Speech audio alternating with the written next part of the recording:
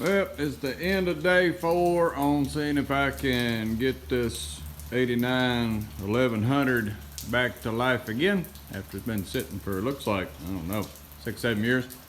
So we went through the wiring, it's all good. Got the brakes unlocked.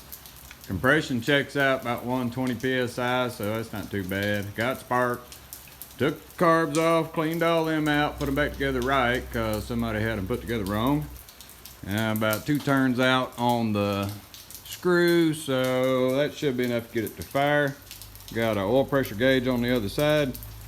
Everything checks out. A little bit of gas in here, so let's turn her on and see. I heard the little pump clicking, so that's a good sign. All right, you're gonna fire up for me? Oh, looky there. Fires up as good as the first gens with the first try. Oh, got a little pop. Pop, pop.